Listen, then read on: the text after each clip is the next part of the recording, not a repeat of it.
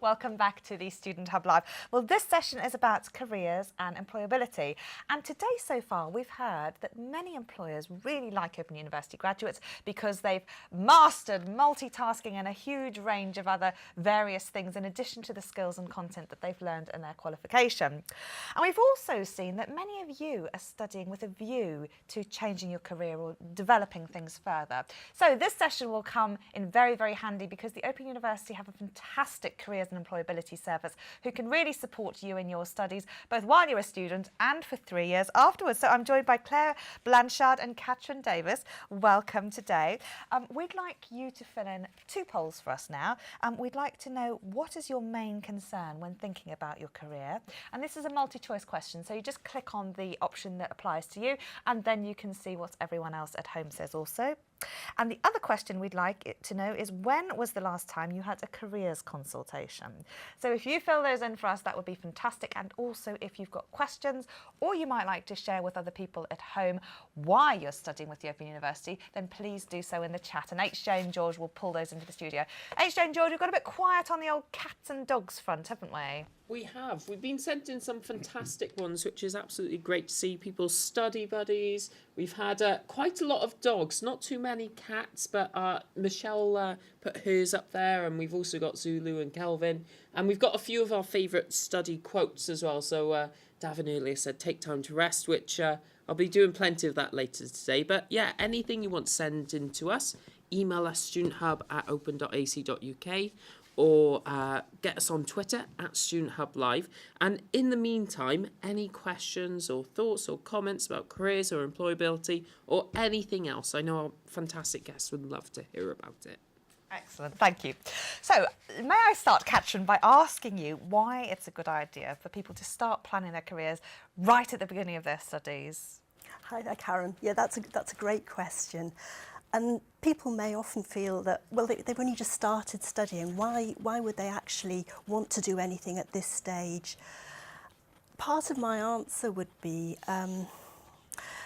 people often feel it can feel a bit rigid. It can feel like a one-word answer that somebody writes on the back of a beer mat, I want to be Prime Minister. And that's not at all how we're meaning it. We're seeing it more as exploration, more in the way that, for example, when you go to a party, you try on a range of outfits first to see which one feels right for this stage of life. So that's part of the answer. Some of what students say to us are, for example, having a goal can help motivate you through bumps in the road.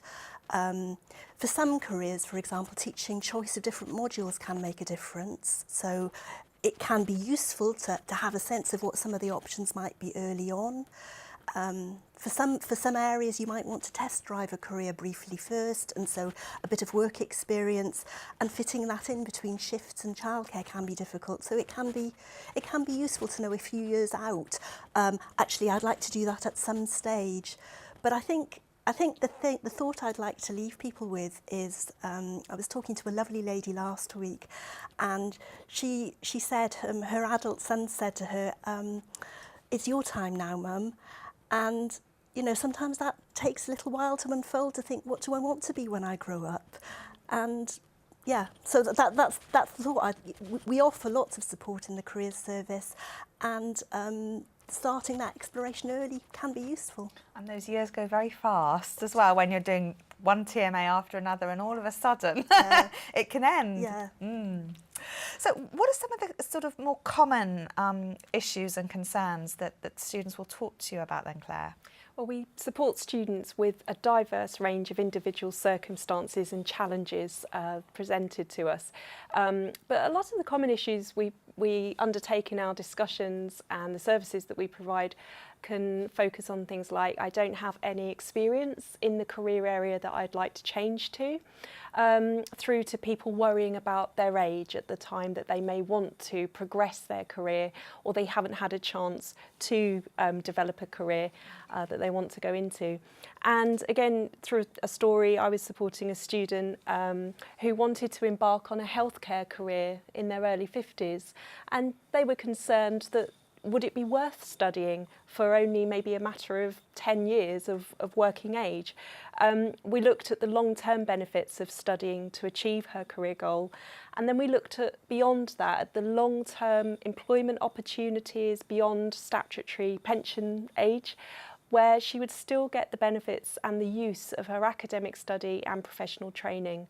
So we, again, tap into the long-term benefits and value of your Open University study in the world of careers and employability that can help you overcome those concerns and worries that you might have. We asked everyone at home what their main concern was. Let's see what they had to say. So 50% are saying it's about getting older. You mentioned the lack of experience, and 30% of people are agreeing with that, and other people have other concerns. Nobody's saying changes in current circumstances. So age seems to be one thing, and that really taps into what you were saying. It's something you can't obviously do anything about. It's so common. We have careers discussions where people obviously tell us about their individual lives, you know, their ages, their story so far, how they've come to this point in their life where they've reached the point that they want to explore their career ideas and interests. Or things haven't worked out in the way that they may have hoped earlier on. And so they're looking for something more fulfilling. And as Catrin said, you know, many people will give their time and priorities to other things in their lives and other people in their lives before they put themselves first. So they might come to thinking about their careers much later than they had originally intended or had the opportunity to think about. This isn't a barrier for us. You know, we work obviously and we inform many students about legislation. There shouldn't be any discrimination because of age. Sometimes you have organisations who may have a retirement age, but look beyond that, think more widely, and we can help you look at your horizons and see what there could be out there for you. That age shouldn't be a barrier, and it very much isn't a barrier when it comes to career planning. Yeah, and so many people have several careers now. It's quite common to end up entering a new career with a lot of other transferable experience, isn't it? Yes, most definitely. And I think that's also where having access to impartial guidance can make a real difference, because when we have a range of different careers behind us and we're looking for something new, it can be difficult to filter and to sift out which of the bits of the anecdote are appropriate for me to mention here. And so rehearsing a range of different answers in a mock interview or in a guidance consultation, can help one really hone that story so one's game fit when you go in to meet an employer for the first time. Okay, so that's a wonderful link to my next question, which is exactly what sorts of things you offer, and I'd also like to know what sorts of things might be appropriate for various students, because we've been talking about how diverse our population are. I suppose to start off with, I mean, that's a great question, and there are a range of different answers to it. To start off with, one of the issues is that students have often come with a background of possibly difficult careers consultations when, from 30 years ago when they were at school, or possibly that they've had careers consultations at a time of major change, possibly when facing redundancy. So part of, I think, the message would be that the world's changed since I was at school, and the Berlin Wall was still up then, and who I am has changed as well, and the things that matter to me. And so that's a lot of our careers consultations, is to actually help people think who they are now, which are the bits of experience they want to build on now, which the gaps are now, and how they'd like to progress. But OU students are an incredibly diverse group of people, as Claire said. They're based all over the UK. Many are working and have got care responsibilities alongside their studies. And so, for example, we offer guidance by email. You don't have to come to Milton Keynes. In fact, you don't come to Milton Keynes. We offer careers consultations by phone, by Skype, to students who are based beyond the UK, as well as those in Orkney or in the Shetlands. And as your studies progress, you may, for example, be interested in finding out what the careers conversations are from other people on your qualifications. So, for example, we also run things like careers forums, where you can see what other psychology students are asking and feed into their discussion. You don't necessarily yourself have to take the step of picking up the phone to start off with. Yeah. Well, let's see what people said at home when we asked when the last time you had a careers consultation was. So let's see what the results are from that one. 75% said at school. We don't know how long ago that is, but I'm thinking it might be quite a while ago. Some people have never had a careers consultation. So here's my question to you then. Say you're one of our many psychology students who is maybe studying for pleasure. Why should they have a careers consultation, and what sorts of things, or should they have a careers consultation? I think it's very much an opt-in thing. It's not necessarily that you've got to. It's not a sheep dip thing. No. But if there are, if you'd maybe like to explore your options, I think a lot of university study can be about discovering that doors are opening that you hadn't anticipated. And so potentially you might, often in careers consultations, people say when they started studying, they were doing it just for pleasure, but actually they got really gripped by the issues in this module, and then wondering now what might be the options here, what might they need to do, might this be something they could explore, or as Claire said, is that door firmly shut? Yeah. And I think if there are those questions coming up, then please do book one. We're here to support you for up to 3 years after you graduate. The other thing that springs to mind with my sort of areas is when I'm teaching some of these students in psychology, they might not want a career, they might not want to go to work, but they might want to volunteer, or they might want to actually put those skills to some sort of use so that they can, again, get that nourishment after they finish their qualification, even if it's not in the traditional idea of a career, because your service is so much more broad than just the careers. So that's something we're thinking about. But we've had some questions which are emailed in as well. So let's take those, and then we can at least answer those and then come back to this whole sort of discussion. HJ. Yeah, we've had quite a few questions from people. Some emailed in as well. Some people preferred to do that. So if you'd like to, studenthub@open.ac.uk. And I know George is kicking us with the first question that we've had as well. Yeah, we've got students who ask, and I get this a lot as well working in student support, is pre-start. Okay, they want careers advice pre-start, and they want to know, is the service available, and if so, when they can before they've started their module or before they've registered? Some before they've started the module, but some before they actually start the qualification. Okay.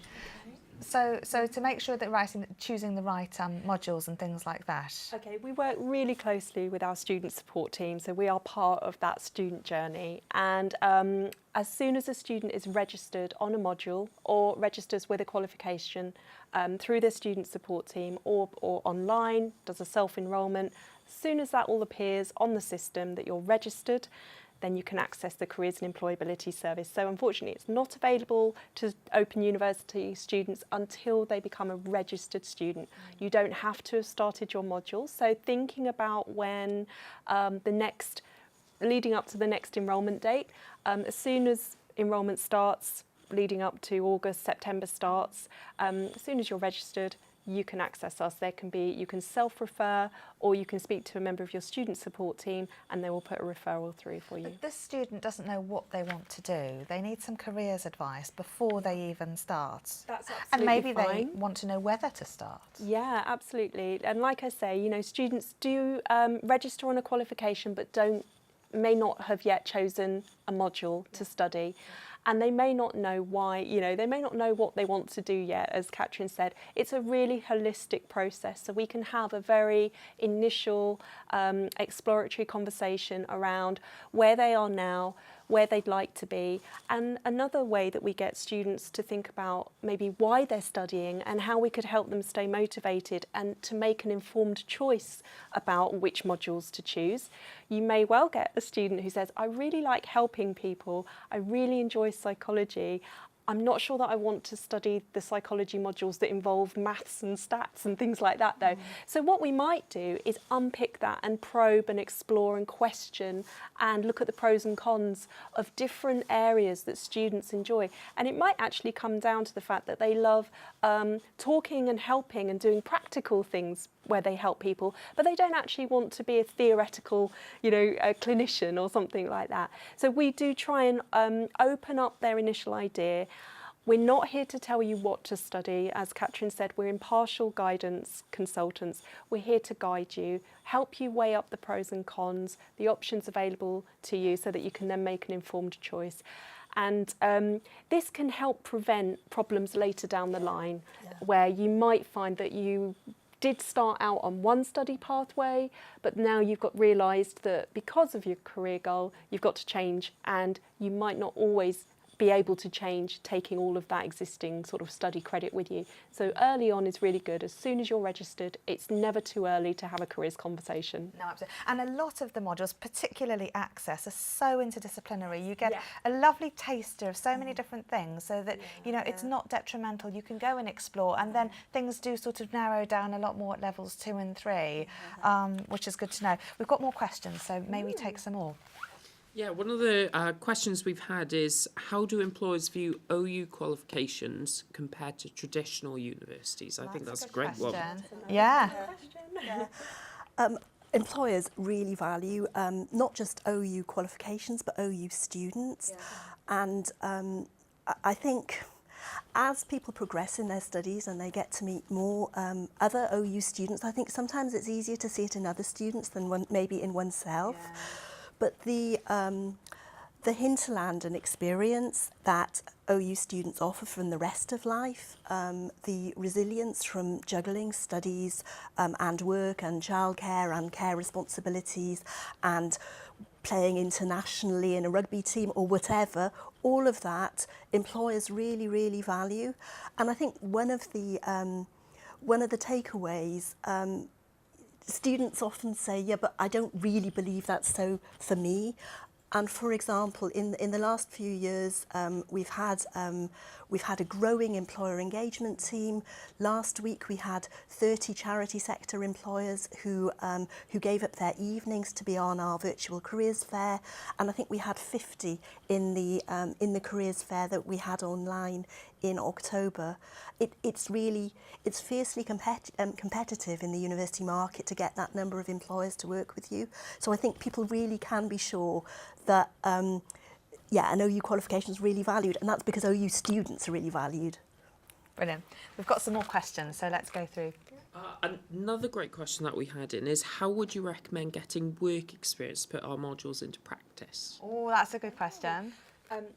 Great opportunities that Catrin mentioned. We are engaging with employers in lots of different ways. So we have available to all registered students throughout your time with the Open University, you can access the Opportunity Hub vacancy platform, which also has news and events, and we arrange employer experience visits.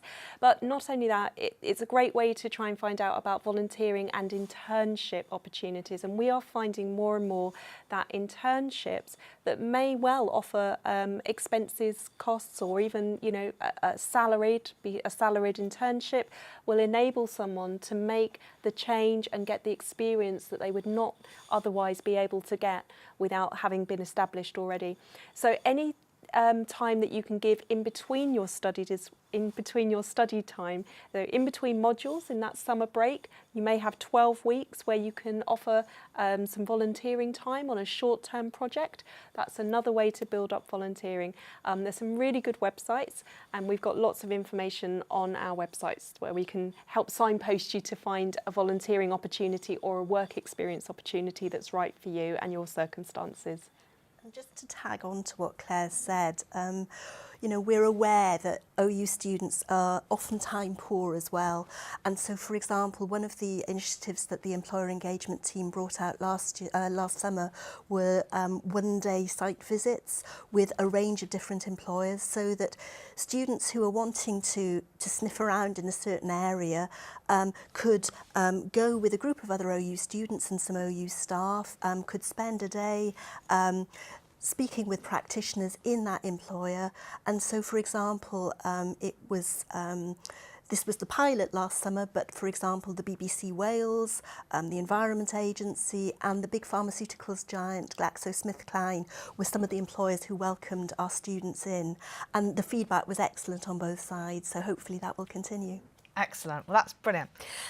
Now, these are all really, really great. But students have got so much to do right now with freshers. So they're finding their tutors, they're finding their study planners, and they're doing all sorts of things. What's your advice then about what they might want to do first? Okay, so we know that it can be difficult to find your flow when you're starting out with your OU study, and I know this from studying with the Open University myself. It can take a while. I would definitely say that by accessing student support teams, and they can make a referral through to us if they feel that that's relevant for you or it would benefit you, just to be able to, like Catrin has referred to already, taking that time. There is no rush. You know, you may be planning years in advance with your career goals or your employment, your next employment move. And we just recommend that you have that discussion early on. Don't be afraid to look at the information. You can't do anything wrong by having a discussion. You know, all we're going to be doing is guiding you or providing some advice. We will always then leave it with you to make any changes or choices or decisions that you feel are right for you. But we do talk a lot in our careers discussions and through our forum and webinar sessions that we have. Any event that we'll put on, we'll always try and think about your life and thinking about how you can manage your studies. Sometimes you need to take a break from studying to focus on your other aspects of your life that might be, okay, I think I need to change my job first in order to get to a better place to progress my career. So by having maybe a CV review or by having a mock interview or by accessing some of our resources about employment and different industries, this may help you actually move further towards your career goal.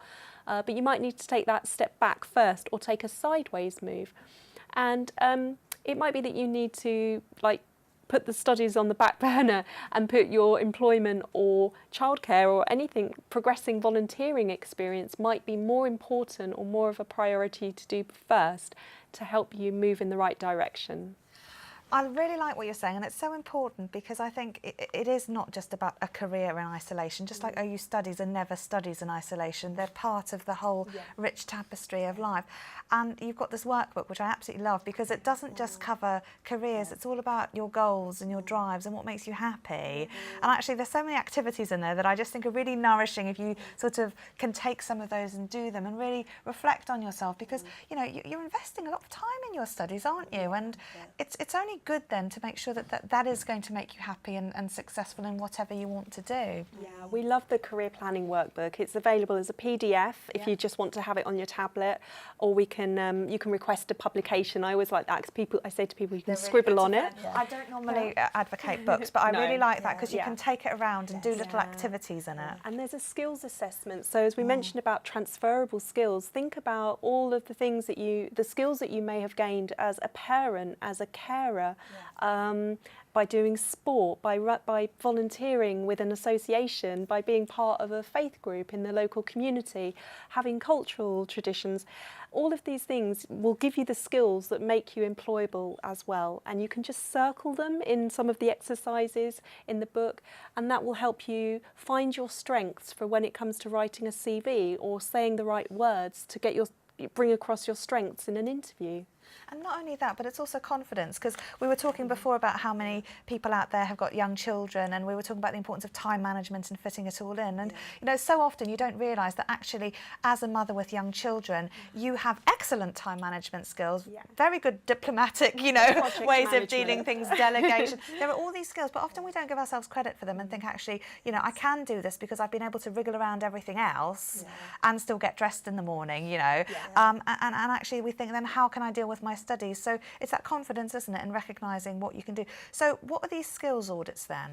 Well, like I say, we can. There are many different ways we can get you to do that. We can get you just to think about it in your own way, you know, on your notebook. Harsh, doesn't it? No, just some self-awareness and some reflection, taking that time to think about, as Catrin's mentioned, who you are.